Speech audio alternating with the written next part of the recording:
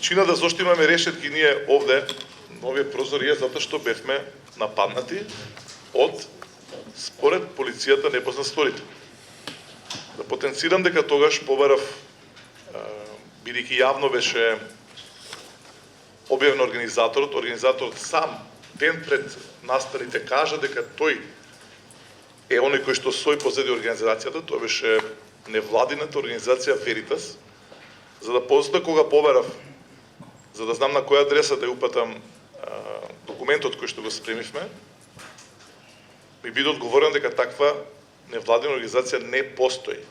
Значи некој во лажно име се представил како невладина организација со име и презиме, со лик, пред изјави, пред камери, како водач на организацијата Веритас. Значи, од јуни 2013 година до сега немаме ама баш никаков документ од страна на Министерството за внатрешни работи за тоа што се случило овде, кој го организирал и кој ги демолираше просторите на општина Центар, каде што беа загрозени животи на советници и на вработени. Колку време ќе треба на министерката, колку месеци, години, да дојде до луѓето кои што ги демолираа просторите, а кои што ги има на сите камери на медиумските куќи во Република Македонија. Во врска со поставените прашања, значи на граначалникот и на советникот околу така наречениот вандализам, конкретно немам нови моменти за тоа, значи да ви дадам одговор, зашто бевте известени и подајањето и постувањето на командир во полициската станица, односно временно поставен командир. Не можеме да поминеме како совет, како општина Центар со тоа што нема нови моменти. Не знаеме дека нема нови моменти, затоа што го нема во извештајот. Прашањето е зошто нема нови моменти.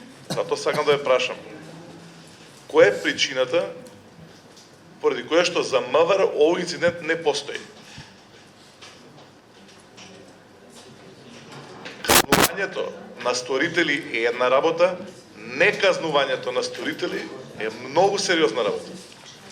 Кога не се казнуваат оние кои што го кршат законот и кои што се вандали, тогаш влегуваме во една друга зона која што е многу опасна и тоа верувам дека сигурно сум го знаете многу повеќе од мене и се согласувате. И ние мора да добиеме од вас одговор која е причината зошто овој инцидент едноставно како да не се случил. И што е тоа што на МВР му треба како дополнителен материјал за конечно прво да признае, да констатира дека е направен инцидент, потоа да ги преземе сите целата оперативна мерка за да се санкционираат оние кои што овде не направија така наречен вандализам, туку направија класичен вандализам на уништување и рушење на собственост на општин Центар. Не би сакал да се повторуваме, не знам зошто не сте задоволни од мојот одговор што ви го кажав. Тоа што го истакнав, не можам да дадам точна класификација на настанот и да застанам позади тоа, бидејќи не сум бил тогаш јас тука и не знам што се случувало тука. И затоа е тој назив. Нема записници некои извешти таму кај вас. Устаницата, јас се извинувам, нема извешти и записници устаницата нешто. И од мене не почна преседавањето со советот. Има на нас за све историја. Повелете, се извинувам. Во врска со позорната служба, значи се уште како бројка не сме пополнети и затоа луѓето не може да ги видат полицајците на улица за да почнат да разговараат со нив и да ги кажуваат проблемите. Се надам дека во блиско време ќе се пополниме и ќе се осети тоа чувство на сигурност кај граѓаните. Се случило напад врз имотот на општин Центар или не? Многу едноставно прашање поставам. Во врска со тој настан, се што не е јасно да поднесете писмено барање бидејќи јас не сум компетентен да дадам одговор на ова прашање. Доколку писмено се обратите, се надевам дека сигурно ќе го добиете одговорот од министерството. Ако е така, зошто тогаш ние го имаме ова на дневен ред? Што мислите?